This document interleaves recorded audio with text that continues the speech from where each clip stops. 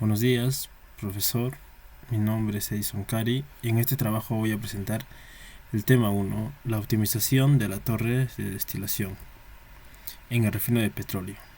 A lo largo de esta exposición voy a explicar cómo funciona un destilador atmosférico, cuáles son sus corrientes de proceso, cómo están construidas internamente, sus zonas de separación y finalmente cómo la temperatura y la presión permiten separar el crudo en las distintas fracciones que usamos todos los días, desde el gas doméstico hasta el diésel.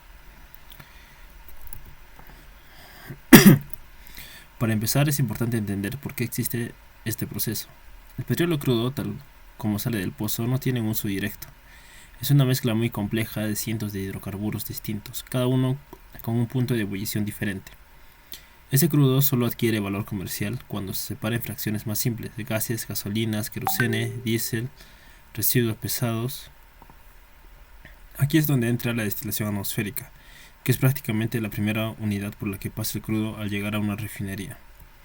El objetivo de este trabajo es investigar cómo funciona esta torre, identificar sus corrientes principales de entrada y salida y explicar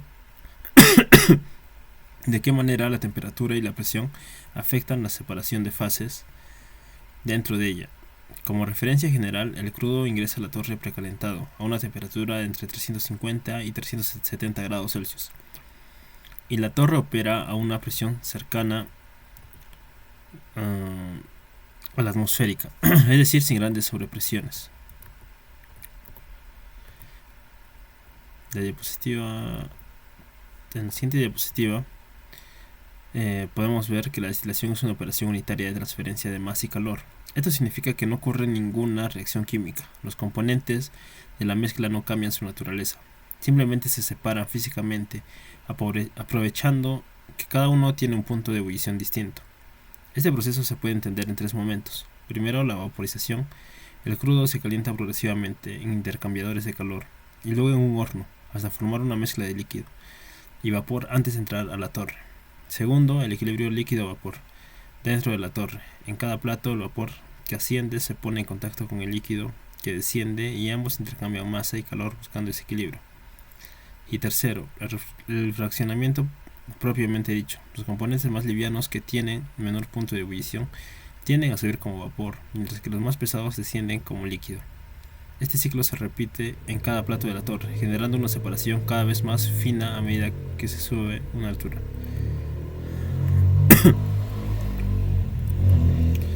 Este es para mí el punto más importante de todo el proceso, así que quiero detenerme un poco más aquí. La torre no tiene una sola temperatura, tiene un gradiente de temperatura a lo largo de toda su altura. En el fondo la temperatura es la más alta, cercana a los 350 grados. Y a medida que subimos la temperatura va disminuyendo hasta llegar a unos 120 grados aproximadamente en el tope. Este gradiente no es casual, está diseñado así a propósito porque permite que cada fracción del petróleo se condense justo en la altura donde la temperatura del plato coincide con su punto de ebullición particular. Por ejemplo, los componentes más pesados que necesitan más calor para vaporizarse se quedan en la parte baja, mientras que los más livianos logran llegar hasta el tope antes de condensar.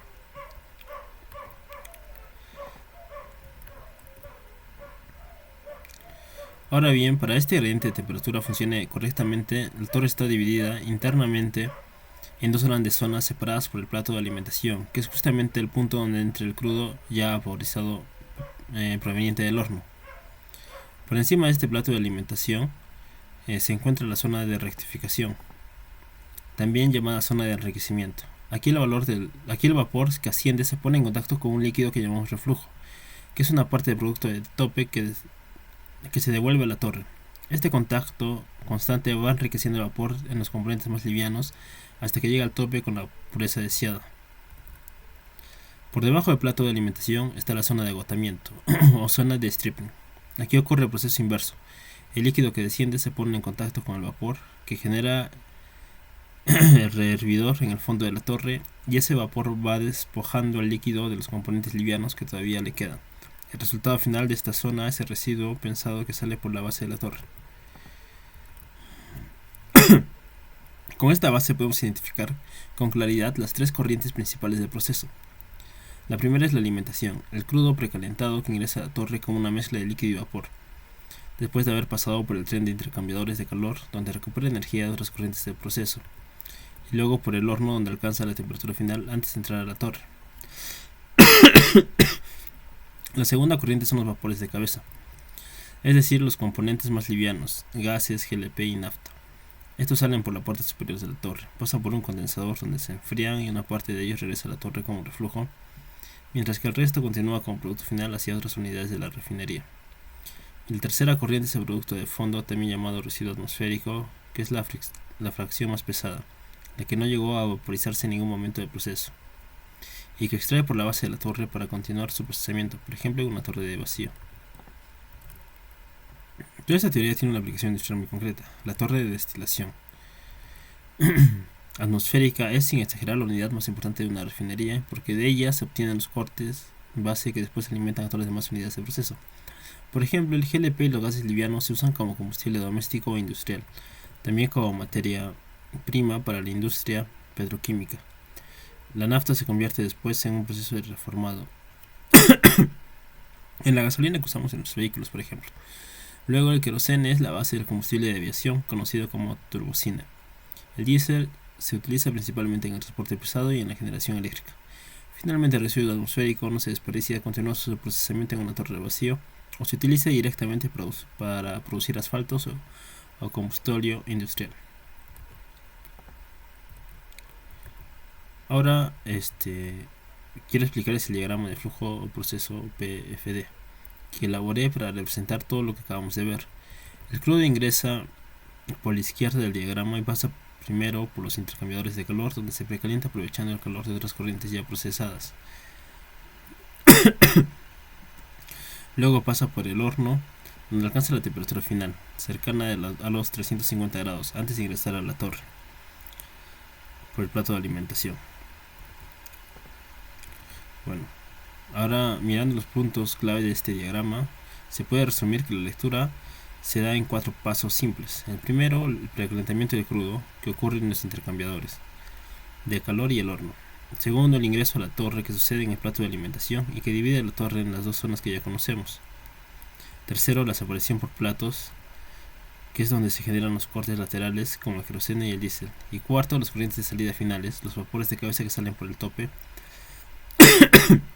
y el residuo pesado que sale por el fondo después de pasar por el reservidor.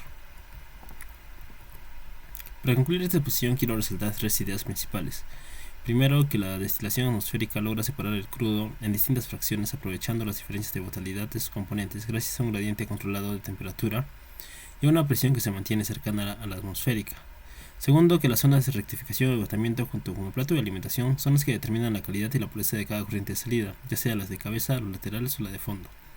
Y tercero, que este proceso no es aislado, es la base de toda la refinería porque los productos que obtenemos aquí alimentan a las siguientes unidades, como las de craqueo y reformado.